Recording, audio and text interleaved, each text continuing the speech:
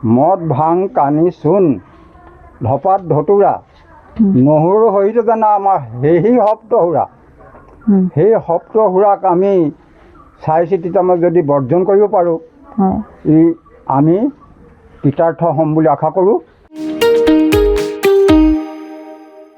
নমস্কাৰ দৰ্শকসকল, AC news অসমৰ তৰফৰ পৰা মই দীপাঞ্জলি দাসে আপোনালোক সকলোকে পুনৰবাৰ স্বাগতম জনাইছোঁ। প্ৰিয় দৰ্শক, মই বৰ্তমান উপস্থিত আছোঁ গোলাঘাট জিলাৰ ঘিলাধাৰী অঞ্চলৰ ২ নং আদৰ্শ গাঁৱৰ নামঘৰৰ সন্মুখত। আজি ইয়াত বিশ্বৰ তত্ত্বদৰ্শী সন্ত ৰামপাল মহাৰাজৰ সৎসং প্ৰজেক্টৰ দ্বাৰা নামঘৰৰ ভিতৰত সেৱা চলি আছে। গতিকে আমাকো ইয়ালৈ নিমন্ত্ৰণ জনাইছে, গতিকে আমি সৎসংস্থলীলৈ আহিছোঁ আৰু সেই অনুষ্ঠানৰ সবিশেষ আপোনালোকক জনাম। গতিকে আমি বলক এতিয়া ভিতৰলৈ যাওঁ, ভক্তসকলৰ সৈতে কিছু কথা পাতোঁ আৰু সৎসং চাই কেনেকুৱা পালে সেই সম্পৰ্কেও ব্যক্তিসকলৰ সৈতে কথা পাতোঁ।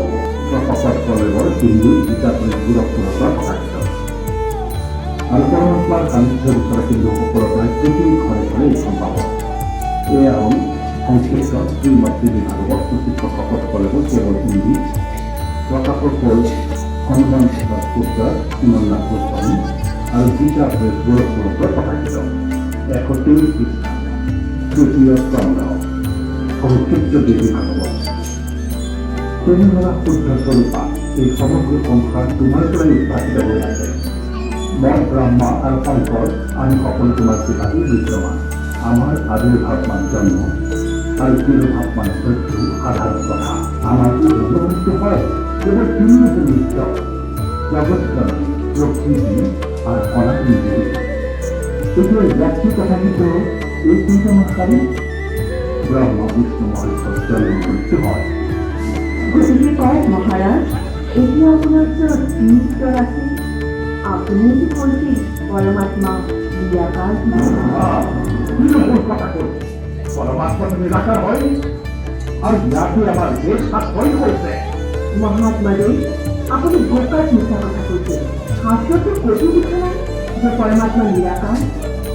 শাস্ত্ৰটো কি লিখা আছে তাকে মই আপোনাক কওঁ, যিখিনি মই সন্ত ডাঙৰীয়াৰ লগতে নিজে জানিব পাৰিছোঁ।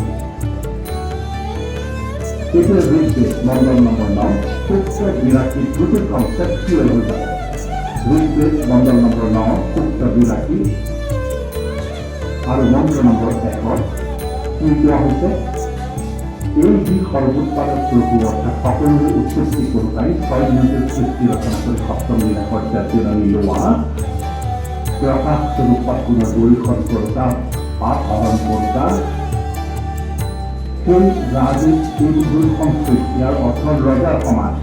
ৰজাৰ এই 269 পৃষ্ঠাৰ আছে ৰজাৰ, আৰু এইফালে 270 পৃষ্ঠা 270 পৃষ্ঠাত ৰজাৰ সমান্তৰাল দৰ্শন দেখাত ৰজাৰ সমকক্ষ অৰ্থাৎ বিৰাজমান মুকুট আছে তেওঁ, আৰু তেওঁ পৃথিৱীৰ আদিলোক লোকান্তৰৰ চাৰিওফালে শক্তমান হৈ আছে।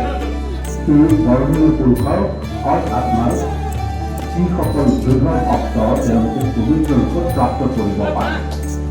যেনেকৈ বিদ্যুৎ সম্পন্ন স্থানসমূহত আধাৰ কৰি প্ৰাপ্ত কৰিব পাৰে। তাৰ পাছত কিহৰ বাবে আহে, উদ্দেশ্য কি বাবে ইয়ালৈ হয়?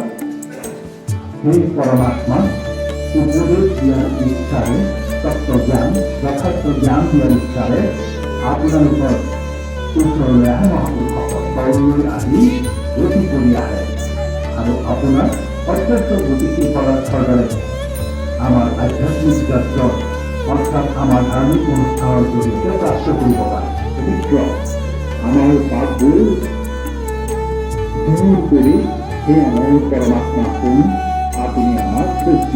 তাত লিখা হৈছে যজুৰ্বেদ অধ্যায় 5 মন্ত্ৰ 1-8, যজুৰ্বেদ অধ্যায় 1 মন্ত্ৰ 15, যজুৰ্বেদ অধ্যায় 7 মন্ত্ৰ 39।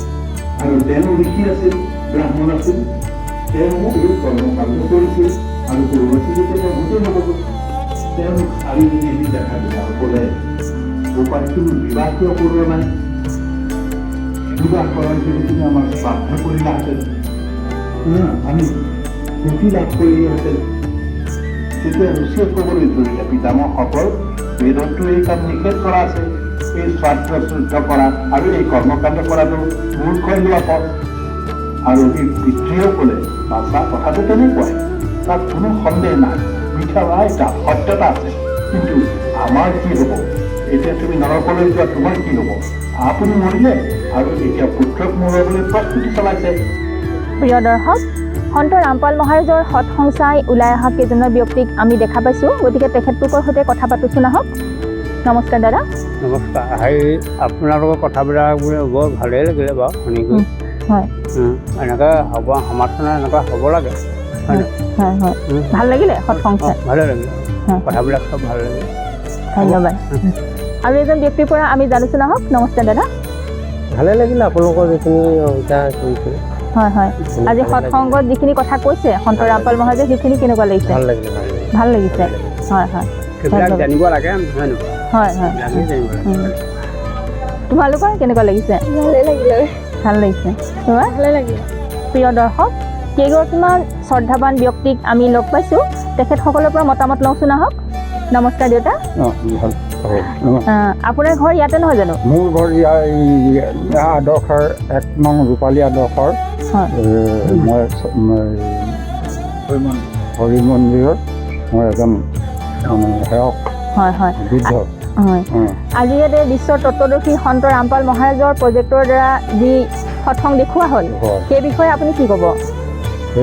সেই বিষয়ে মই বিশেষ যদিও নাজানো, তথাপিতো ক'ব বিচাৰোঁ যে যি আমাক সজ উপদেশ দিছে, সজ বিদ্যা আৰু সজ পুণ্যৰ অৰ্থে আমাক যি সজ কৰ্ম কৰিবলৈ কৈছে, আমি সেইবিলাক মানি চলিব লাগে।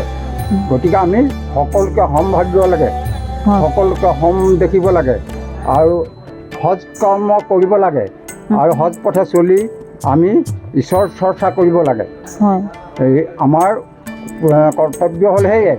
মই বিশেষকৈ কৈছোঁ, মই আজি 40 বছৰ মাছ আৰু মাংস ডিম হাতেৰে চোৱা নাই, হাতেৰে কোনো মানে স্পৰ্শ কৰা নাই। গতিকে আৰু চূণ ধপাত আজি 30 বছৰ মই তাৰমানে চূণ ধপাত মুখত দিয়া নাই। মই তেনেকেই চলি পিনি বৰ্তমান এতিয়া এই 80-82 বছৰ পাইছোঁ। আৰু মোৰ মই নকওঁ, আমাৰ নৱপ্ৰজন্মক কি ক'ব যে মাছ মাংস খোৱাটো বা এইবিলাক চূণ চাদা খোৱাটো নিচা, সেইবিলাকৰ বিষয়লৈ কওঁ যে আমি ভক্ষৰ ভিতৰত কিছু বাছ বিচাৰ কৰিব লাগে। কাৰণ ধৰি লওক, যদি সুৰা ব্যৱহাৰ কৰে, আমাৰ সুৰা হ'ল কি মদ ভাং কানি চূণ ধপাত ধতুৰা নহৰু সহিত জানা আমাৰ সেই শব্দ সুৰা, সেই শব্দ সুৰাক আমি চাই চিতি তাৰমানে যদি বৰ্জন কৰিব পাৰোঁ, আমি কৃতাৰ্থ হ'ম বুলি আশা কৰোঁ। কাৰণ কেলৈ প্ৰজন্মই যদি সেইবিলাক বাছ বিচাৰ কৰে আৰু যদি অধিক মাছ মাংস লোভ নকৰে, জীৱ তৰণৰ উপায় কৰে। কাৰণ কেলৈ আমাৰ হ'ল কি বুৰণ গজন ভ্ৰমণ আমাৰ চাৰিমুঠি জীৱ আমি গতিকে তাৰ ভাগ দিছে। গতিকে আমি আজি মনুষ্য জন্মলৈ আমি সৰ্বভোজিত পৰিছোঁ। কেলৈ আমি সকলো ব্যৱহাৰ কৰোঁ, আমি অখাদ্য বোলা বস্তুটো আমাৰ নায়েই, দেখিছোঁ নহয় নে বাৰু? আমি সৰ্বভোজিত পৰিছোঁ। গতিকে আমি সেই সৰ্বভোজিৰ পৰা পৰিত্ৰাণ পাবৰ কাৰণে হয়তো মাছ মাংস এই ধপাত ধতুৰা বা চূণ আদি কৰি সেইবিলাক ব্যৱহাৰ কৰিব নালাগে বুলি কওঁ। সেইটো যদি কিছু লোকে দুখ পায় সেইটো নাজানো। গতিকে আমি হৈছোঁ সৰ্বভোজী মনুষ্য, সেই সৰ্বভোজীয় পৰিত্ৰাণ পাবৰ কাৰণে মই এইকেইটা বস্তু মাছ আৰু মাংস বা গোটেই এইবিলাক খাবলৈ অকণমান আমি মানে বাধা কৰোঁ বুলিয়ে ক'ব পাৰি। সেইকাৰণে আৰু বিশেষ মই আৰু নকওঁ, বৃদ্ধ অৱস্থাৰ বাবদ মনতো নপৰা হৈছেগৈ, আমি আৰু গুণ পাহৰিছোঁ। মই এই খাৰকৈ সামৰণি মাৰিছোঁ দেই। আপুনি এখন কিতাপ লৈছে নেকি? মই এই মোক এভাগ পুস্তক দিছে। পুস্তকৰ নাম হৈছে জ্ঞান গংগা। এখন চাওঁ এনেকৈ দেখুৱাই দিয়কচোন আমাৰ দৰ্শকসকলক। জ্ঞান গংগা লৈছে। জ্ঞান গংগা। হয় হয় সেই কিতাপখনি মই তেওঁলোকে উপহাৰ হিচাপে দিছে, হয় মই গ্ৰহণ কৰি লৈছোঁ। হয় হয় আৰু দ্বিতীয় হেৰি নকৰোঁ আৰু হ'ব ইমানকে। হয় ধন্যবাদ। ধন্যবাদ। প্ৰিয় দৰ্শক, এখেতে সঁচাই খুব ভাল কথা কৈছে। বৰ্তমান সময়ত মাছ মাংস হওক, মুঠতে তামসিক বস্তু, বিড়ি চিগাৰেট মদ মাংস এইবোৰ খাই আমাৰ নৱপ্ৰজন্ম উশৃংখল হৈ পৰিছে আৰু দিনক দিনে মৃত্যুৰ মুখলৈ গৈ আছে। বিভিন্ন ধৰণৰ দুৰাৰোগ্য বেমাৰ হৈছে। গতিকে সেইখিনিৰ পৰা পৰিত্ৰাণ পাবৰ কাৰণে আমি আধ্যাত্মিক দিশত আগবঢ়াটো সঁচাই প্ৰয়োজন আছে। গতিকে এখেতে নিশ্চয় এইখিনি ভাল কথাই কৈছে। গতিকে আমি এতিয়া বেলেগ এজন শ্ৰদ্ধালুৰ কাষলৈ যাওঁচোন আহক। নমস্কাৰ দেউতা। নমস্কাৰ। আজি এই সৎসং শুনি আপোনাৰ কেনেকুৱা লাগিলে? ভালেই লাগিলে হয় আৰু আগলৈও আমি আশা কৰিছোঁ যে এনেকুৱা সৎসংবিলাকৰ আমি তত্ত্ববিলাক কিছুমান ব্যাখ্যাবিলাক শুনি আমি কিছুমান তত্ত্ব আমি যদি পাওঁ হয় তেতিয়া নিশ্চয় আমি আগলৈও আমাৰ উঠি অহা প্ৰজন্মকো আমি শিক্ষা দিব পাৰিম। আপুনি আজি এই কিতাপখন ল'লে নেকি ইয়াত? হয় লৈছোঁ আজি। অঁ, এই কিতাপখনৰ নাম মই আগতে শুনিছোঁ হয় কিন্তু নিজৰ হাতত পঢ়াহি নাই। আজি কিবা এটা ভাগ্য হয়। ক'ব লাগিব হয়, হয়। এই কিতাপখন অঁ, অঁ, পাইছোঁ। হয়। মই এতিয়া পঢ়ি শুনি ইয়াত কিমানখিনি আয়ত্ব কৰিব পাৰোঁ সেইটো মোৰ নিজৰ কথা আৰু। নিজৰ হয় হয়। আৰু আপুনি এইখন আগতে শুনিছে নেকি? শুনা নাই, মই আজিয়ে শুনিছোঁ, প্ৰথম পাইছোঁ। হয় গতিকে পঢ়িবৰ কাৰণে অকণমান আগ্ৰহ কৰিছোঁ। হয় সেইকাৰণে আপোনালোকৰ হাতৰ পৰা মই সংগ্ৰহ কৰি ৰখাম বুলি ভাবিছোঁ। সযত্নে অকণমান দুটা আখৰ পঢ়ি ইয়াৰ কিবা জ্ঞান তত্ত্ব ল'ম বুলি ভাবিছোঁ। হয় হয় ধন্যবাদ। ধন্যবাদ। সন্ত ৰামপাল মহাৰাজৰ কেইগৰাকীমান শিষ্য আমি ইয়াতে লগ পাইছোঁ। তেখেতসকলৰ চেষ্টাতে ইয়াতে গাঁৱত আজি প্ৰজেক্টৰ সেৱা চলিছে। গতিকে তেখেতলোকৰ পৰা আমি কিছু কথা জানিছোঁ নহওক। নমস্কাৰ বাইদেউ। নমস্কাৰ। আপুনি কোন জেগাৰ পৰা আহিছে? মই গোলাঘাটৰ মাটিখোলা অঞ্চলৰ পৰা আহিছোঁ। হয় হয়। আজি ইয়াত এই প্ৰথম প্ৰজেক্টৰ সেৱা হৈছে নেকি? আজি প্ৰথম হৈছে ইয়াত। হয়। এই প্ৰজেক্টৰ সেৱা যে চলাইছে বিশ্বৰ তত্ত্বদৰ্শী সন্ত ৰামপাল মহাৰাজে বিভিন্ন ঠাইত, গতিকে আপোনালোকৰ উদ্দেশ্যৰ বিষয়ে আমাৰ দৰ্শকসকলক অকণমান জনাব নেকি?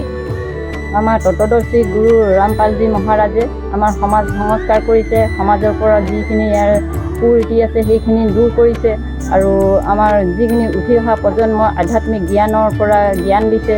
আমাৰ যিখিনি নেকি কৰিবলগীয়া যিখিনি উঠি অহা প্ৰজন্ম, সেই প্ৰজন্মই যাতে ভৱিষ্যতলৈ যে কোনো নিচাযুক্ত বস্তু সেৱন নকৰে, তাৰ বাবে আমাৰ সন্ত ৰামপালজী মহাৰাজে তাৰ আজি প্ৰচাৰ চলাইছে।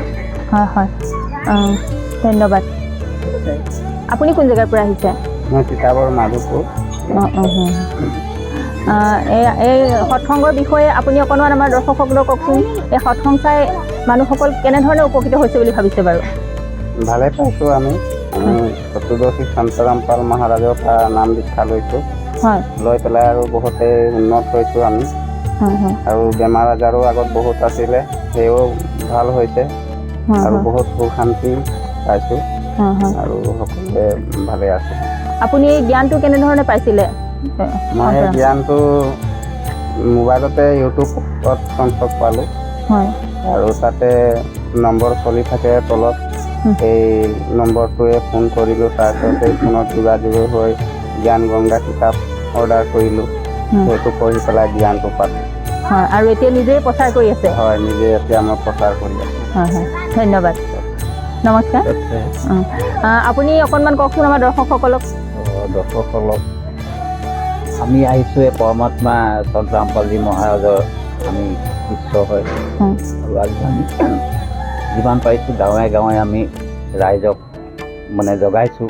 ধৰক পৰমাত্মাৰ আশীৰ্বাদত আমি এই উঠি অহা প্ৰজন্মক ধৰক আমি জ্ঞানখিনি দিবৰ কাৰণে আমি ইয়াত আজি প্ৰজেক্ট দেখুৱাইছোঁ আৰু ভকতসকলকো ধৰক দেখুৱাইছোঁ, চাইছে চবেই চবেই ভালেই পাইছে চাই পেলাই আৰু তাকে মই ক'লোঁ আৰু। ধন্যবাদ। নমস্কাৰ। হয় নমস্কাৰ। আপোনাক আমি সিদিনা তিতাবৰ দফলাটিঙতো লগ পাইছিলোঁ। হয়। গতিকে আপুনি দফলাটিঙৰ পৰা ইয়াত আকৌ প্ৰজেক্টৰ চাৰ্ভে আহিছে নহয় জানো? হয় নিশ্চয়। আমি তিতাবৰ অঞ্চলত যথেষ্টখিনি সেৱা আগবঢ়ালোঁ। এতিয়া আমি মেৰাপানী অঞ্চলত উপস্থিত হৈছোঁহি আৰু ইয়াৰো যিসকল আধ্যাত্মিক হেৰিয়াৰ লগত জড়িত নাই তেওঁলোককো আধ্যাত্মিক চেতনা জগাই তুলিবলৈ কাৰণে বিভিন্ন গাঁৱে গাঁৱে বিভিন্ন ভকতসকলৰ লগত শাস্ত্ৰৰ কথাবিলাক আমি চৰ্চা কৰিছোঁ আৰু এতিয়া ইতিমধ্যে আমি সন্ধিয়ালৈ আৰু এটা আমি প্ৰগ্ৰেম এতিয়া লৈ আছোঁ। পৰম পূজ্য তত্ত্বদৰ্শী সন্ত ৰামপালজী মহাৰাজৰ কৃপাত এই যিটো বিশ্ব মানৱ কল্যাণ আৰম্ভ হৈছে আৰু এই যিটো বিশ্ব মানৱ কল্যাণৰ লগতে আজি নৱপ্ৰজন্ম নিচামুগ্ধ ইয়াৰ পৰা নিচাৰ পৰা মুক্ত কৰিবলৈ কাৰণে আধ্যাত্মিক চেতনা জগাই তোলা হৈছে। হয় হয়, ধন্যবাদ। ধন্যবাদ।